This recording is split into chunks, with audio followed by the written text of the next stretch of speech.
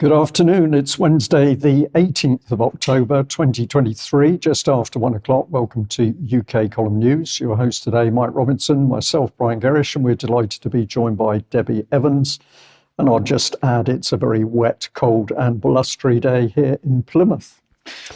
Debbie, we're going to try and keep the focus on the children. Yes, good afternoon, everyone. For a very long time, UK Column has been covering many stories on children, whether it be child abuse, child trafficking, slavery, and pregnant women. And I can't possibly cover all the stories and atrocities that are affecting women and children around the world today, but I would like to cover just a few. But I'm hearing the word humanity, humanitarian, all of the time. It's kind of slips off the tongue. And I just wanted to remind people what the word humanitarian means. According to the Cambridge Dictionary, humanitarian, involved in or connected with improving people's lives and reducing suffering. The definition of inhumane, however, is cruel to people or animals in not caring about their suffering or about the conditions under which they live. The definition of a child is a person from the time of birth until he or she is an adult, or a son or daughter of any age. And most countries that we'll be referring to are countries that classify children as under the age of 18. And an adult, a person or animal that has grown to full size and strength. And I'd just like to remind people too of an interview that we did very recently with Dr. Ros Jones, retired consultant paediatrician, that we called Suffer the Little Children, because we discussed lockdowns, the effects of lockdowns on children, the vaccination programme on children all around the world, and what were the effects.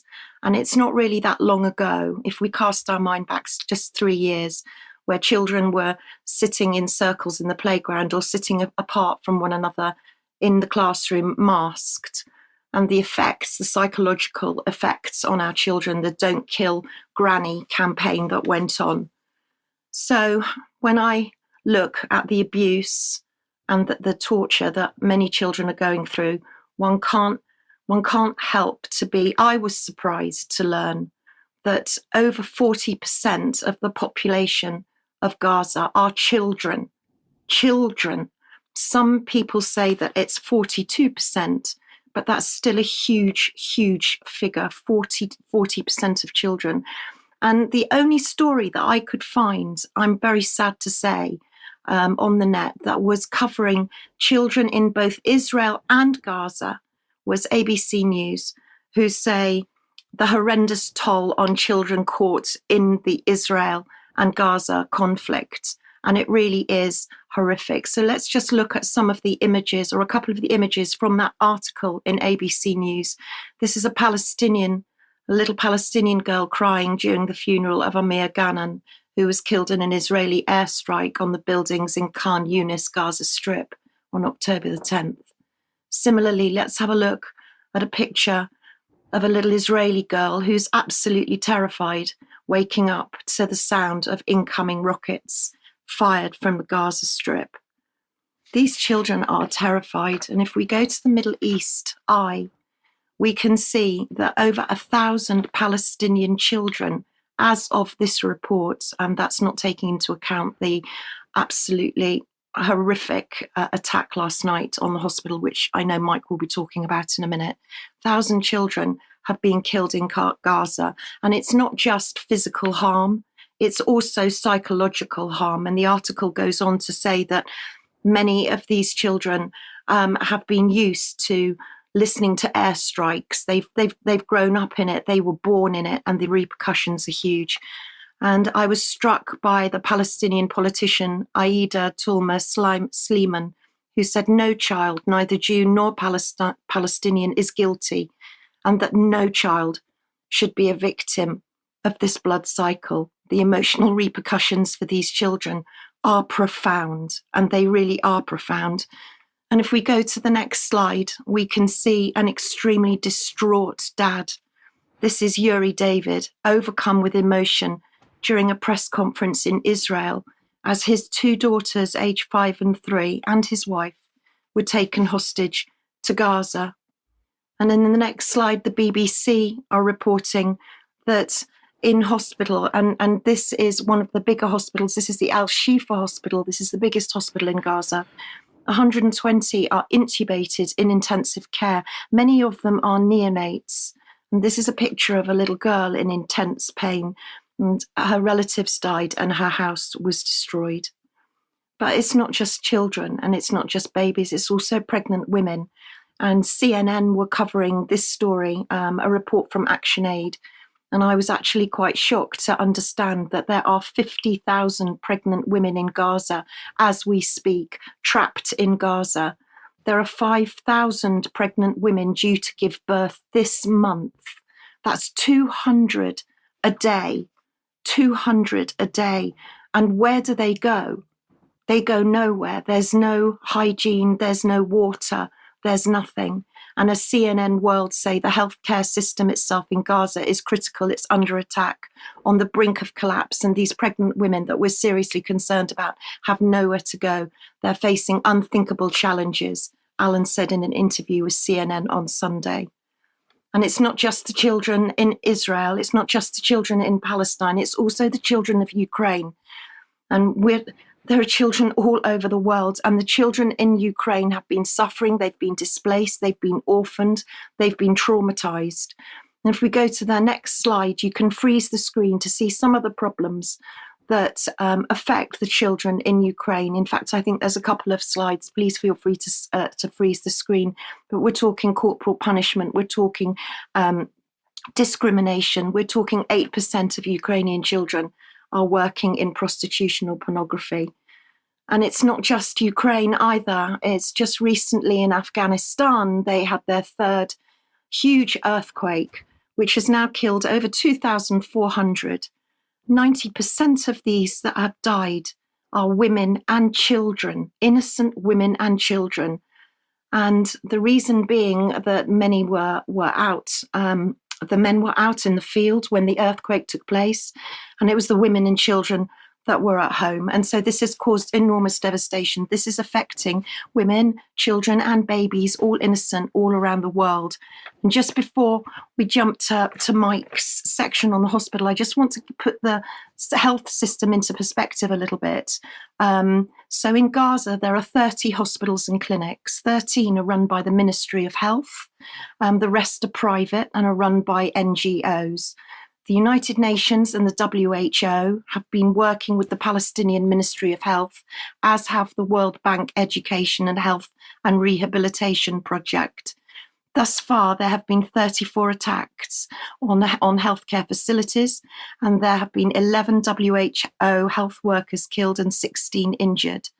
The biggest hospital in Gaza is the Al Shifa, which has 500 beds.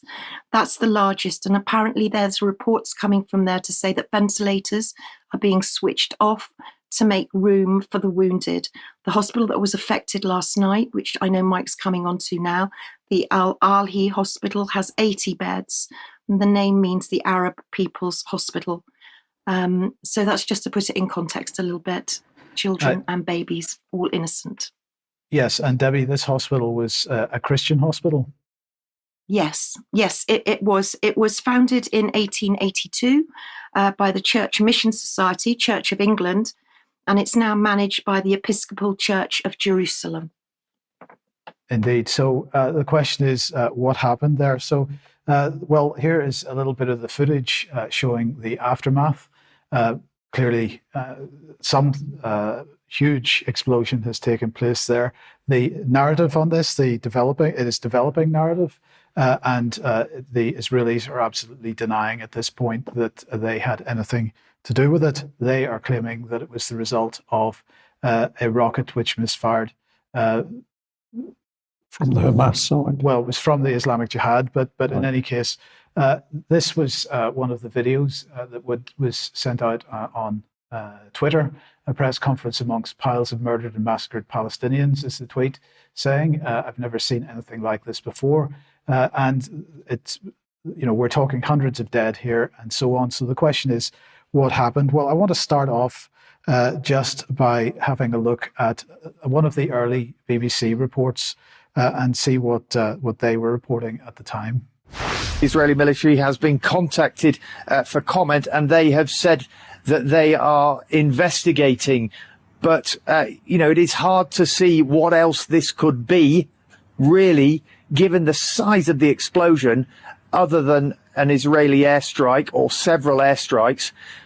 Because, when we've seen rockets being fired out of Gaza, we never see explosions of that scale. We might see half a dozen, maybe a few more people being killed in such rocket attacks, but we've never seen anything on the scale of the sort of explosion on the video I was watching earlier, which, as you say, is still to be verified.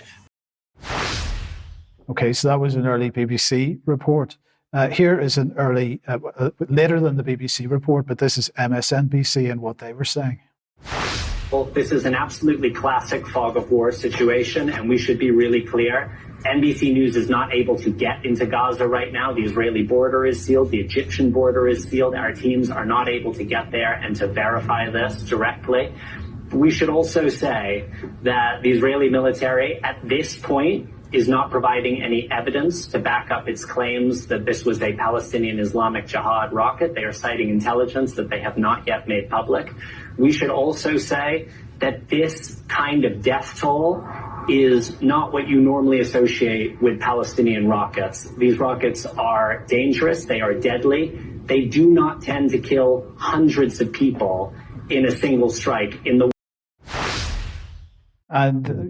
this is a valid point. This is something that has to be considered. So when Israel is saying that this was a failed rocket launch, we've got to ask how this scale of devastation happened as a result of that.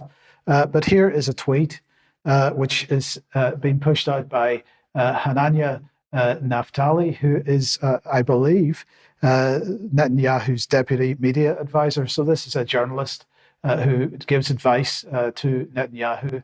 And he tweeted this out yesterday saying, breaking: Israeli Air Force struck a Hamas terrorist base inside a hospital in Gaza. A multiple number of terrorists are dead. It's heartbreaking that Hamas is launching rockets from hospitals, mosques, schools, and using civilians as human shields. That tweet was subsequently deleted. And he then said earlier today, I shared a report that was published on Reuters. Well, he didn't mention Reuters in the tweet, so I'm not sure about that. And he said about the bombing at the hospital in Gaza, which falsely stated Israel struck the hospital. I mistakenly shared this information in a since deleted post, which I referred Hamas' routine use of hospitals to store weapons caches and conduct terrorist activity. I apologize for this error. So, what do we make of this? Brian, I don't know what thoughts you might have on it. Well, it still needs a lot more investigation. But of course, the principal problem I see is that an independent investigation is extremely unlikely to take place because nobody can get into the Gaza area. So what are we to rely on? BBC says it's going to use its fact-checking team to tell us what the truth is. Well, I don't have any faith in that. I don't trust the reports that we're getting in at the moment. But I think I'm going to come back to Debbie's start point, which is at the end of the day, we've got more people and children killed, and what should be happening from UK and the US and Israel and across the world, and including the Strip, is that there should be a ceasefire and the hostilities stopped. That's what's needed. Okay, so then a tweet out this morning this is from Al Jazeera. Breaking news, urgent. Israeli army spokesman: we bombed the hospital garage, but there were no direct hits on the hospital. So all kinds of stuff coming out from the Israeli side that have been subsequently walked back on, it seems, if we believe what the mainstream media is saying and their reports.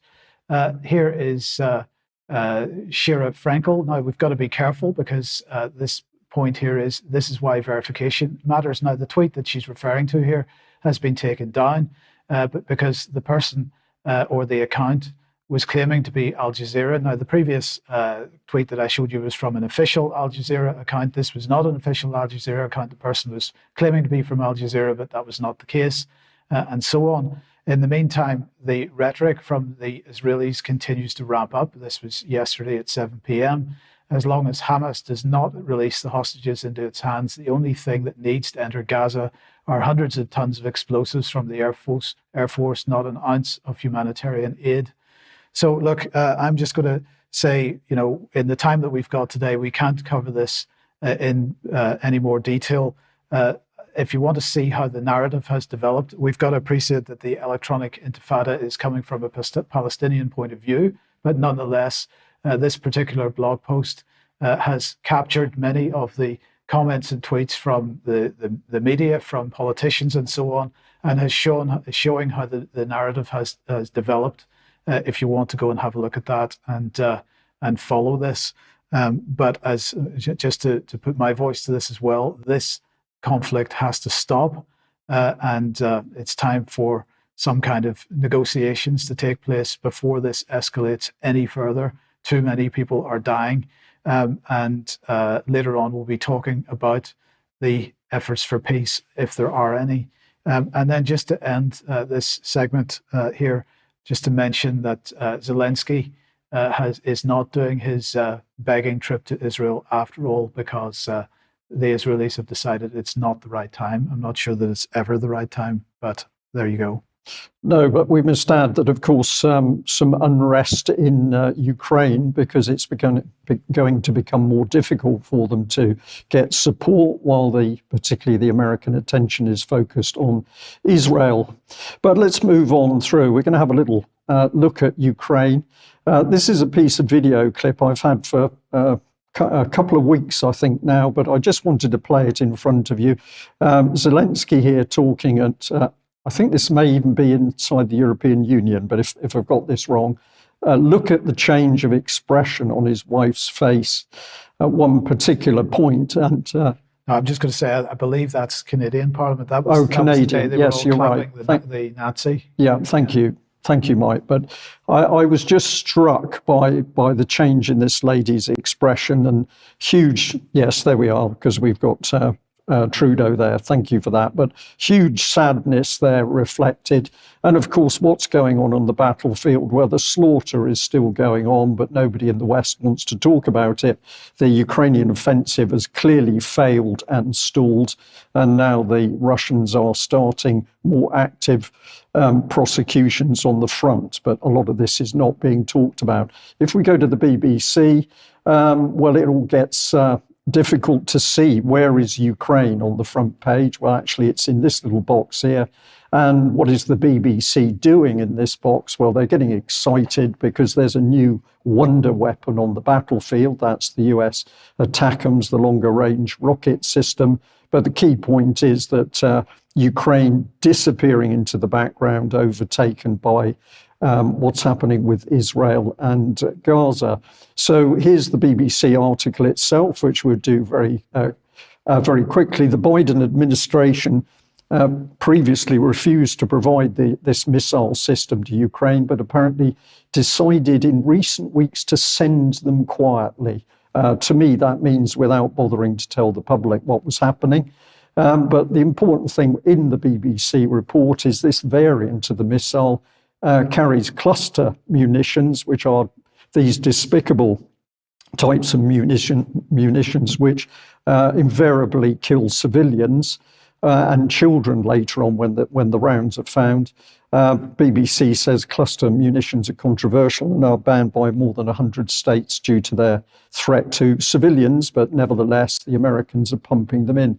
But really, I detect the BBC gloating at the excitement of more high-tech death and destruction. This is UK Ministry of Defence. Utter propaganda, because they refuse to admit that the Ukrainian offensive is now over, it's stalled. There are attacks still taking place, but the Ukrainians are largely attacking without proper armour and certainly no air cover. But if we go to this last paragraph here, it says entrenched Ukrainian forces have so far likely held back the Russian advance. But it's supposed to be the Ukrainians that are on an offensive, but no, they're now in a defensive position. But according to the UK Ministry of Defence, it's the Russians that are taking heavy equipment and personal losses. Well, the reality is that it is the opposite of that. The Ukrainian offensive has stalled, And while they're still carrying out some localized attacks, they're suffering very heavy casualties. Well, let's think about the horrible situation in Ukraine. And let's take our minds back to UK column reports. Here is 9th of September 2016. We were picking up on a report in The Sun from former head of the British Army, General Dannett. He said, "We must always be careful about our Western presence, as it is always far better if troops from the region can do the job." Well, what is he really saying? We need to use other nations as cannon fodder. That was our comment in 2016. But of course, now we can label it. We can see that at that time, they were already preparing for this horrific proxy war using Ukrainian soldiers for a US and UK offensive. And if we have a look at this report from the same period, here's Michael Fallon, the Defence Secretary. There's a cost, a price you pay if you don't intervene and put troops or peacekeepers in much earlier in some countries. Well, we interpreted at the time the real meaning we said back in 2016 was we need to get the good terrorists in earlier. And if we also have a look at 2017, the UK column was picking up on David Cameron getting involved in Libya. That was the violence being ramped up. But he was getting very upset here because he was trying to put in 200 million brand new Libyan banknotes worth about $1 billion. And he said this, why cannot I just order that they are going to go, and I will provide a waiver and indemnity on the legalities. So he didn't care at all. He was actually warned off by the team around him. But the aim was to get this money into Libya because this was going to help the rebels and obviously help ramp up the war. And if we do the same sort of analysis with Boris Johnson, the man, of course, who many people on an international stage said stopped any form of a peace agreement between Ukraine and Russia. We're going back to October 2017 here. He's saying in respect to Libya, it's an incredible country, bone white sands, beautiful sea, Caesar Palace, obviously, you know, the real one. There's a group of UK business people, actually some wonderful guys. They have a brilliant vision to turn Sirte into, well, with the help of the Sirte municipality, the next Dubai. But this is the really unpleasant comment. The only thing they've got to do is clear the dead bodies away. And the audience at that time in this report was laughing at this comment. And later he had to say on Twitter that he was making a point about the need for optimism in Libya after a recent visit to the country. And he said the reality was that the clearing of corpses of Daesh fighters had been made much more difficult by IEDs and booby traps. And I really want to say with this report, we were warning all those years ago what was in the minds of these individuals. And here we are in 2023, and we're seeing the results of what was clearly premeditated, planned violence in a number of countries around the world. Go ahead. Okay, well, if you like what the UK column does, please join us, become a subscriber, and help us do what we do. But of course, this also enables you to join in the communities and speak to people. We'd love you to also have a look at the shop and perhaps make a purchase that assists us financially. But most importantly, the information we're putting out, we do this for people to share. So please feel free to do that. And these are the channels that UK column information is coming out on. Now, Debbie, your blog, we hope, will be out today. Just tell us a little bit about what you're covering. Yeah, well, as you can see, I've put something on their drug preparation. I'm getting a few emails from people saying to me they're worried about the drug shortages. What can they do to stock up? And you should know that if anyone's going away, you can actually get up to 3 months of your prescription ahead of time if you need to. So that and a bit more in my blog this week when it goes up. Okay, thank you for that. Thank you, Debbie. And well, yesterday evening, we ran the symposium on 5G, an expose on 5G. The full live stream recording is up on the front page of the UK Column website at the moment, and we will split that up into separate presentations in due course.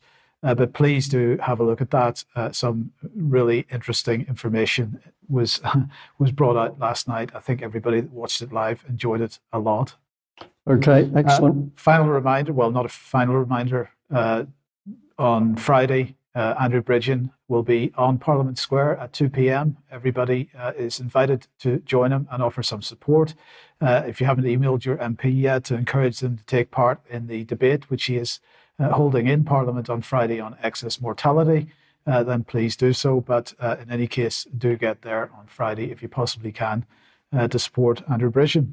Okay, thank you for that. And just another reminder that this coming Sunday, Leonardo Hotel Milton Keynes is the AV13 live event. So finally, after all the time that's elapsed since lockdown, we're able to get people back together. So if you've already got your tickets, look forward to seeing you there. I think there are still a couple of tickets available if you hurry and get online for that. Well, let's move on to the subject of, well, it's Ukraine, but it's sort of having a look in a little bit deeper about how people see it. We have a video clip here. This is from social media, but I thought it was extremely powerful.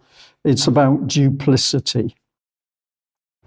Yesterday, we saw again Russia's targeted attacks against civilian infrastructure, targeted attacks on civilian infrastructure with a clear aim to cut off men, women, children of water, electricity and heating. With the winter coming, these are acts of pure terror, and we have to call it as such. So the top video clip, of course, was the lady herself, von der Leyen, but talking about Russia, but underneath were clips of Gaza, and the hypocrisy is very clear to see. And I want to contrast that with some remarks from Sergei Lavrov. This is back on the 4th of October 2017. He said, when double standards are applied, when terrorists are divided into bad and the not so bad ones, one can hardly expect an effective fight against terrorism. The US-led forces' activities stage fatal provocations against our military personnel. He's saying that with a Syrian background.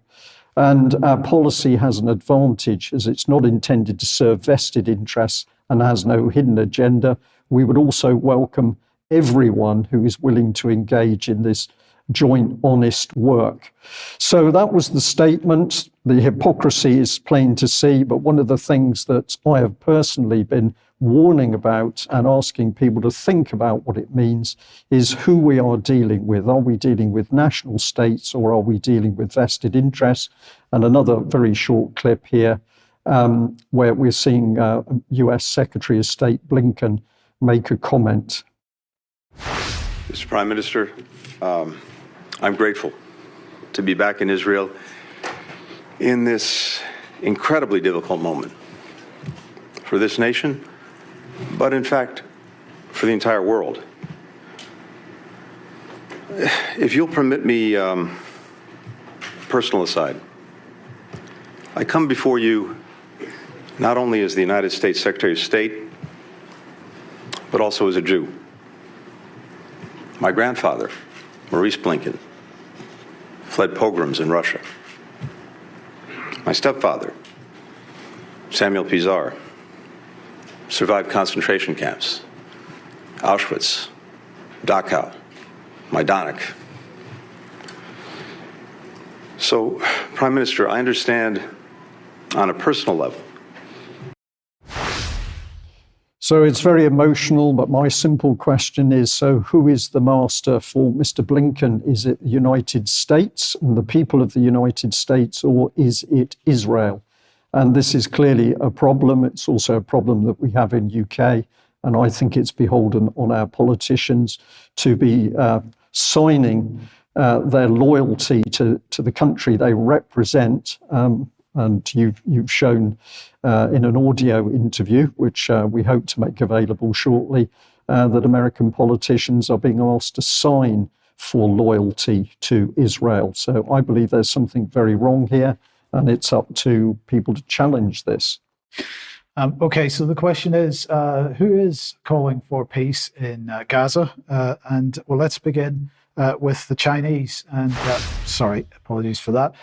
Right, so here we are. So over the weekend, Wang Yi, who's the Chinese foreign minister, was speaking to Antony Blinken, who we've just seen. He was stressing that all major nations need to support some kind of international conference on this. He's calling for peace, a peace conference proposal, which, as you can see on screen, this was originally made in June this year, the 14th of June. This was published by the Ministry of Foreign Affairs of the People's Republic of China, because Mr. Abbas was in China meeting Xi Jinping. So they were calling for this international peace conference proposal then, before this latest conflict began. But of course, it was pretty much ignored. Now, this proposal was raised again by China last week with Brazil, because Brazil is the current chair, because the chair of the UN Security Council rotates, and they are the current chair. So they're attempting to bring this into the Security Council again. Here's what Wang Yi said. China calls for an international peace conference with greater authority and impact as soon as possible to galvanize a more broad-based international consensus. So that's the Chinese position. This is the Russian position, because Putin has said that Russia is ready to work together with constructive partners to quickly bring a stop to hostilities. So China and Russia calling for an end to this. Not so much in the West. Jordan here, according to Reuters, has cancelled the summit with Biden, Sisi and Abbas in Amman. So that is not going to take place. I'm not sure what contribution Biden would have been making to this in any case, because he is not, he's clearly not even considering peace as an option at this stage. This is the comment from the Iranian foreign minister, a new comment on this. Time is running out. He's saying they should find a solution within an international framework. They should know that time is running out and should find a political solution before reaching the boiling point. I mean, this is increasingly very dangerous situation in terms of its capability to expand. Well, of course, as we know, the US have now sent, how many aircraft carriers do we believe? Well, the report that I saw last night was that 4 carrier groups were now out. They're not all in position, but this is a really significant escalation by the Americans. So they've talked about the Gerald R. Ford going to the Eastern European with support carrier, but they seem to be now unleashing 4 carrier support groups on the world. One, of course, will be on station off the coast of China, effectively. But this is the Americans really trying to assert their position as the dominant military power in the world. I think it has some weaknesses, but we'll leave that for another time. Well, we don't have to leave it, because here's a comment from Ray McGovern talking about them being in the Mediterranean. So this is what he said: into the Valley of Death sailed the 10,000 aboard aircraft carriers Ford and Eisenhower, sitting ducks for swarming drones and other weaponry not dreamed of by those who made short work of the charge of the Light Brigade. Perhaps Blinken, Newland, Austin want that, or are they just dumb? I think that's a really important point. Yeah, the dumb question is an interesting one, because I was looking at a short clip of Admiral Radakin talking to the Defence Select Committee, where they were questioning him on the state of the British military and was it ready for war with Russia. As he fumbled and bumbled his way through, he simply would not admit that clearly UK's forces are not ready. And I think the same thing is going on within the Biden administration. Certainly there's been a massive change in warfare. Hypersonic missiles have changed the whole battlefield, as have drones and swarms of drones. But of course, there is no way that the American military dare admit that it would have any concerns about its ability to conduct what it would regard as normal carrier operations. So I think we're going to see some really interesting things come out into the open. But do I think there's this immense confidence inside the American units themselves? No, I don't. But the question remains, just to finish this off, why is it that it's only Russia and China and the so-called global South that's calling for an end, a cessation to the violence and peace. We need to be taking this up with our political leaders, because at the end of the day, it's the support of the UK, the EU, and the United States which is keeping this thing going.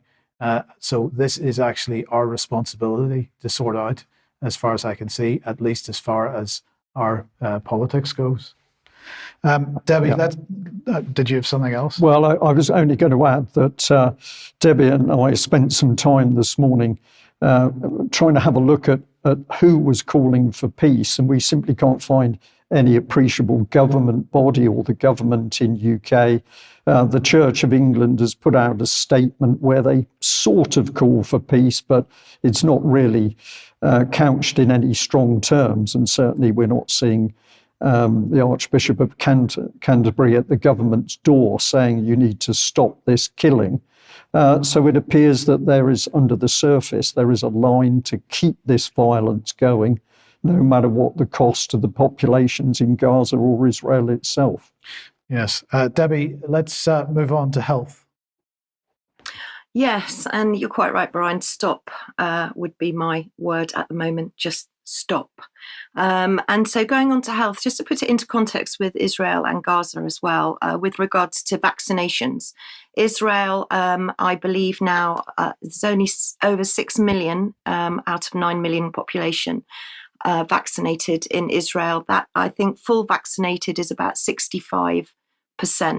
In Gaza, half of the adult population have received 1 dose of the vaccine. So that's just to give you an idea. And let's stay on Pfizer, because thank you to Cheryl Granger, our great friend, for sending me Igor Chudov's amazing newsletter. This article is in other publications as well, but I just wanted to give focus to Igor. And when it looks like Pfizer may go bankrupt, apparently. So the stock market may be waking up to the possibility that Pfizer may go bankrupt due to the upcoming COVID vaccine claims. Many parallels can be drawn between the corporate behaviors of Pfizer and Purdue Pharma. Now, Purdue Pharma are another pharmaceutical company that they were involved in a terrible, terrible tragedy where many people were killed and many people were injured and died as a result of opioid addiction. This goes way back. And so now we see that Pfizer could be in trouble. And if we go further on into Igor's blog, you can see that there's a comment there from the amazing Ed Dowd, who we will be speaking to very soon, who says that the legal protection granted to Pfizer by the PrEP Act will cease to protect it if significant fraud on the part of Pfizer is discovered. I think my question is if Pfizer do go bankrupt, then ultimately there's going to be nobody to claim from. So there's 2 ways of looking at it. But I'm going to go to the chart that's also on Igor's blog, and quite clearly you can see there that huge red arrow there of Pfizer plummeting. That's the Pfizer stock PFE, valued at 25% less than 5 years ago. And as I understand it, Moderna is going exactly the same way. So both Moderna and Pfizer in financial trouble. So keep an eye on those stories. But staying on mRNA, and thank you very much to the viewer who sent me this story from Nexus Newsfeed about Airvax, which is the latest mRNA delivered into your lungs. Now, we know that the mRNA agenda is still very much on, and we know that mRNA should never have been rolled out to anybody. And all of our experts have said, please, if you've had mRNA, please don't have any more. And if you are and you're worried you've had mRNA, we've got plenty of resources on the website to help with protocols. But this is an mRNA that's delivered straight into the lungs. So if you're frightened of needles, don't worry, because this could vaccinate the masses. And I'll take people back to Operation Sea Spray, which was back in the 50s, where they sprayed San Francisco Bay. So spraying is possible. And going further into that Nexus Newsfeed article, You can see Airvax could radically change how people are vaccinated. And they talk of nano vaccines. And again, they talk of no needle delivery. And we talked last week about how mRNA should never really have been given through a needle. And not that it should ever have been given in the first place, but it shouldn't have been given through a needle. And we were now looking at medical devices, needle-free devices. So staying on injections, the next story is, why do I feel sick after getting the flu shots? Well, according to Dr. Kerry Althoff, who's an epidemiologist at Johns Hopkins, she says that you're going to feel sick after you've had the flu shot or the COVID booster because your immune system is working hard to make sure that the vaccine does its job. And she actually says in the next slide that if you felt unwell first time round, expect to feel the same next time round, which is, really reassuring, isn't it? I don't think. But then even then, going further on into the article, it says, if you still get flu after having the flu jab, don't be alarmed because we change the flu jab every single year. So don't worry, and you might just feel less ill for less amount of time, which again is not terribly reassuring. It also goes on to say that the COVID and the flu booster, the COVID booster and the flu shot can be given together. And clearly we know that there is no safety data at all to say that both injections are safe to be given together. So please bear that in mind. The Mirror here is reporting that COVID cases are absolutely shooting up, 15,797 cases in England and Wales. So the fear starts once again. But then you get sort of disinformation, misinformation, confusing information from the BBC, no less, who are telling us that, well, is it now just a regular winter bug COVID? And actually last winter, there were more flu deaths than COVID ones, over 14,000 compared with 10,000 according to the UK HSA. So lots of confusing information out there and lots of fear mongering that I think we should just take with a little bit of a pinch of salt. Yes, indeed. Okay, let's move on to the censorship agenda and so on. Now, most people should have seen this by now, but if you haven't looked at the UK Column censored page, it's just at ukcolumn.org/censored, please do so. But we note on the timeline that's on that page that Ofcom had appointed this lady to become the Online Safety Supervision Director. This was on the 11th of May this year. But unfortunately for her, she has decided to speak out on the Israel-Palestine issue on the favor of the Palestinians, and this has gone down extremely badly. So Guido Fawkes here was pushing out this article, Ofcom Director's Anti-Israel Dogma. That's how they described it. So she has now been suspended. So Ofcom has said, having reviewed the comments that she made on social media, this colleague has been suspended pending further investigation. This is one of the things that she posted. I haven't put the animation in here, so you can't see what's on the background there. But basically, what she was saying was talking about colonialism, about Israel being pretty horrendous behavior in Gaza, and so on. And overlaid on that is a comment on Instagram that she liked from BLM UK. As if it wasn't bad enough, the UK is also set to participate in the ethnic cleansing and genocide of Palestinians. Well, this did not go down well with Ofcom, who prefer people to take a neutral position on everything. And of course, it's nonsense. But the point is, it's put Ofcom in a very difficult position because they, of course, are becoming the regulator for the whole world, it seems, with respect to not only broadcast media, the BBC, but the internet as well. And if one of their members of staff, particularly someone who's responsible for online safety, is speaking out in this way, then this puts them, they perceive, in a difficult position. So the chances of her holding onto her job, I think, are minimal. Well, zero. But of course, what it's emphasising is the draconian control of Ofcom. We'll be speaking about this more Yes. Now, Brian on Wednesday was talking about Rainer Fulmich and the fact that he had been arrested, or at least deported from Mexico and arrested in Germany, was in prison. Now, this, it turns out, is to do with the claims that were made about him in, when was this, 2022, I believe.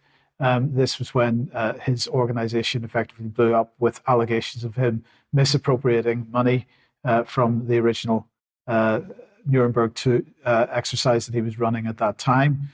So here is the German prosecutor's statement on what happened. It says that the Göttingen Police Prosecutor's Office is conducting a preliminary investigation against a 65-year-old lawyer who last resided in Göttingen. Apologies for the pronunciation of that. He is accused of having committed acts of embezzlement as managing director of the Corona Committee Foundation, which was established in mid-2020. The shareholders solicited donations since 2020, which, paid by private individuals, were to finance the work of the committee. 5 bank accounts were opened for the company. Subsequently, payments in substantial amounts were received into these accounts. Investigations revealed that the defendant had a 53-year-old co-defendant make a payment of €200,000 in 20 transactions of €10,000 each to his wife on November the 10th, 2020. In subsequent period, he is said to have completely consumed the money altogether with her. In May 27, 2021, he is then said to have transferred €500,000 to his private bank account by his own hand and also consumed this amount of money privately together with his wife. Thus, approximately €115,000 are being used for the redemption of a private real estate loan, as well as approximately €70,000 for the redemption of a personal occupation conditioned credit. So there's some translation issues in that. So you'll just have to take that as it is. But the accused, it then says, stayed for longer than permitted in Mexico. There he was deported in the past week for illegal alien reasons to Germany. Upon arrival at Frankfurt Airport, he was arrested on the basis of an arrest warrant issued by the Göttingen local court on March 15, 2023, as requested by the Public Prosecutor's Office on the above charges, and taken to a correctional facility.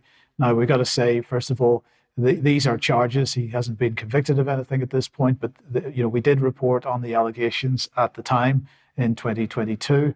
And so just wanted to make clear that that is what is going on here. And lots of people are saying, of course, in support of Rainer Fulmich, that this is an attack because of what he's been saying. Yeah. But so long as we understand what the legal system in Germany is attempting to do. Indeed. And the other thing to remember is a lot of extremely good evidence was brought in front of that inquiry, and that still stands, whatever happens with this court case, but we'll wait and see. Yes, because the inquiry wasn't about Rainer Fulmich himself. It was about the people that were giving the evidence to the inquiry, and it's the evidence everybody should stay focused on. And then finally on this, I just want to tell everybody that Craig Murray was detained on his way back from Iceland when he arrived in the UK under the Prevention of Terrorism Act. This is exactly what happened to Vanessa Beeley several months ago. He was there in Iceland meeting the Free Assange Now activists and so on. He was, I guess, held for the usual 6 hours. His phone and other electronics were seized. UK should not be acting as an adjunct to the apartheid colony of Israel, says Mark Hurst. But that is what happened. Now, this possibly the reason for it. This is what he tweeted out prior to this on the 15th. To be entirely plain, I've always viscerally opposed war. I've dedicated my life to conflict resolution and reconciliation, but in the coming Gaza genocide, every act of armed resistance by Hamas and Hezbollah will have my support. If that's a crime, send me back to jail. I'm just going to say I would prefer that Craig Murray and everybody focused on getting this war stopped and not calling for more violence. I understand the reason for the sentiment, but I think it's time to just keep the focus on getting the thing stopped. Indeed. Okay, thank you for that, Mike. Well, I'm going to say I'd like to bring people's attention back to a time when some strange things were happening in UK. What was happening? What was our government trying to do? we need to keep these things in our mind because it helps us understand the fact that we seem to be a nation state at the moment out of control and with a government that simply does as it likes. So this is back here, 2010. This document was actually published 2011, December, but it's the big society. So this was David Cameron's big plan. And there's a bit of comment that goes with this, which has come from Hansard, but we have Paul Flynn. I think we all greatly admire your work, Mr. Kruger, but the reality is that on the question of recidivism of drugs in prison, there has been no progress in 40 years. And we have a Home Secretary now who does not want to have revolutionary change. It's the language that I'm interested in this. And this one goes on until Danny Kruger is responding, and he says something which is quite strange. It's hard to think of him as a Maoist. Now, he's actually talking about Ken Clarke. And Danny Kruger goes on to say, yes, and I think that he's trying to do the right thing. If you're asking whether he's going to stay in his job, I have no idea. I've thought so, and I would hope so. I think he has the right agenda there. I do not think we should underestimate that we are talking about politics and personalities. The courage and resolution of David Cameron on this one means he's going to keep on pushing at it. And I think that Ken Clarke is going to stay in his job for, I hope, another year or two and implement this revolution. Well, if that doesn't seem to resonate with their audience, let's put up this next one, because now we've got big society in the Middle East. Could big society be both cause and cure of the Arab revolutions? And my point here is that we have agents of the British government buried into the heart of the Middle East with an agenda to change society to the benefit of whom? The local Arabs or even the Israelis? We simply don't know that because these people are working in the shadows. But that particular report that we had on screen, will just pop up this lady who was the researcher that actually put the document together. Now, she's done a lot of work with the UK government, but many other charities. And if you go to her particular website, the Researchery, she states that she's working with a whole lot of charities and funding bodies who seem to be involved in the game of social change. But of course, who decides what the change is and how it should actually come about? This is a very interesting question. These are some of the clients that she's had, and you can see the Department for Digital Culture, Media and Sport at the top. Pears Foundation, very interesting. Esme Fairburn. Who are these people? They're all deciding that society is going to be changed, including in the Middle East, but none of this is declared openly. This is a bit of text from the report itself. I won't dwell on this too long, but it says, while the beginnings of the Arab Spring youthquake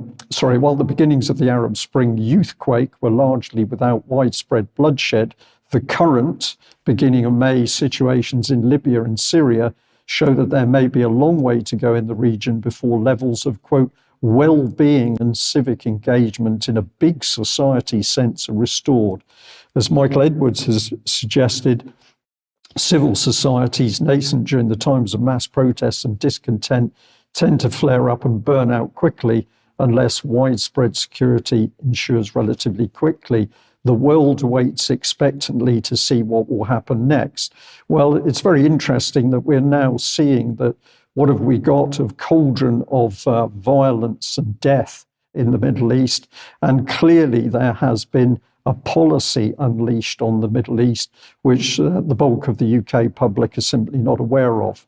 And if we add to this, going back again, BBC Newsnight here, what influence did Ralph Miliband have on his sons? And if we do this pretty quickly, what it's pointing out is that he was proud to proclaim himself a Marxist. And it says, but he was, although he was a Marxist, he wasn't supporting Soviet dictatorships. And in crude terms, he was neither a Stalinist nor a Trotskyist. Miliband was convinced instead that progress would depend on activity outside Parliament, through trade unions and other protest groups, liberating themselves through radical activity. And I'm just going to suggest I believe this is the undertone going on. It goes on to talk about his sons. And if I just bring that at the bottom of the screen, the Miliband boys were immersed in all this and began contributing from a precociously early age. And this was the photograph that went with the article. David and Ed Miliband, educated in Marxist ideology, promoters also of the Marxist Alinsky in New Labour doctrine. Well, if that was Labour, let's bring our minds back to this gentleman, Eric Pickles from the Conservative Party. The Guardian article here, still well worth reading. We are going to shake up the balance of power in this country. We are going to change the nature of the Constitution, be in no doubt about our commitment to localism. I know I look like an unlikely revolutionary, but the revolution starts here. And if indeed this man is a revolutionary, and I personally believe he is what he says he is, then of course the revolution doesn't just stay in UK, because the revolution will ultimately be the desire for a world revolution with all the violence that that entails. And here I'd just like to reflect an interesting email that came in. Hi, Brian. Some time ago, you mentioned 2 Tory party prospective candidates that have been dropped because they'd let slip the aim of the Tories in future years. And the person then said, look forward to seeing you at AV 13. But what were they referring to? Well, here's the first one. And this was from the UK column report on the 6th of March 2013. The Prime Minister and his deputy, Nick Clegg, want their people power revolution to unleash chaotic effects across local communities. Chaotic, therefore, in our vocabulary, he means the Conservative Party vocabulary, is a good thing. And the one that goes with this, because these emerged at the same time, is Danny Kruger. He was a Tory candidate at the time. The Conservatives plan to introduce a period of creative destruction in public services. I'm going to put to our audience today that the era of a true, trustworthy Conservative and Labour Party are over. We're in a unitary party status, and that party has globalist ambitions way outside the border of UK. And I believe that the violence that we're now seeing unleashed in the Middle East is part of the revolutionary plan. I'll leave you to reflect on those comments. Well, speaking of revolutionary plans, let's put an image on screen. And this is, the BBC's calling it an unprecedented event. But on screen on the left there, we've got Condoleezza Rice. Then we've got FBI Director Christopher Wray. Then we've got Director General Mike Burgess from the Australian Security Intelligence Organisation. We've got Director General Ken McCallum from MI5. We've got Director David Vigneault, Canadian Security Intelligence Services, and Director General Andrew Hampton from New Zealand Security Intelligence Service, all together on the stage at one time at the Hoover Institute at Stanford University yesterday. And I don't know how unprecedented you think that is. Well, I see these individuals as coming out of the shadows. They become more and more overt in what they're doing. But I think this sort of thing has been going on in the shadows for many, many years. So my question is, okay, this was the public event, and the feature, the main topic of conversation at the public event was that China is stealing all our stuff. So this was Ken McCallum saying that 20,000 people have now been approached in the UK by Chinese agents attempting to get hold of Western intellectual property and so on. And so China is the big danger. We've got to deal with China. We're basically going to war with China. That is the message that's coming strongly from this. So anyway, we will report more when we've had a chance to look at it in a bit more detail. But I just really wanted to make the point that we are building a narrative against China everywhere at the moment. And there's no relief from it from Robert F. Kennedy. Now, Vanessa, of course, has criticized him heavily for his position on Israel. But this is what he was saying a couple of days ago. Iran and China are one organism at this point, and they now, because of BRICS, they now control, and because of Iran's control of Venezuela, they control 90% of the oil supply of the world. If Israel was not there, China could blackmail the entire world with our energy supply, and that is the most disastrous foreign policy outcome. We have an absolutely critical, existential, strategic interest for being in Israel, for supporting them. Israel has a right to be there. It is not an occupying force. The Jews have continuously occupied it for 3,700 years. Well, apart from the factual inaccuracy in that statement, the point here is that he is, just as every other presidential candidate, including Donald Trump, is absolutely on the China war drums bandwagon. And I think that is extremely concerning. And I just want to end with Putin's speech at the BRICS conference, which has been taking place this week. And you know, to say nothing else about it at this stage, other than the fact that this conference is talking about development, developing countries, developing nations. Its entire basis, there's not a word of, defense contractors. There's not a word of warfare. This is something completely different going on here. And no matter what you think about the BRICS and about the countries involved in the BRICS, I think it's about time Western nations were thinking along these lines and not about blowing up the world, which seems to be our only agenda at the moment. And the only way that this is going to get stopped is if we stop it. Indeed. Thank you for that, Mike. Well, we'll say let's end the news by thinking about the children, wherever they are in the world, but particularly at the moment in the Middle East, the children who are being failed by adult policy. And it's up to all of us, as you've said, Mike, to do something about it. Let's stop the violence and then we can sort out the politics. That's the view of UK Column, and we'll end it there. If you're a subscriber, please join us in a few moments for Extra, where we've got a lot more to say. Thanks very much. Bye-bye.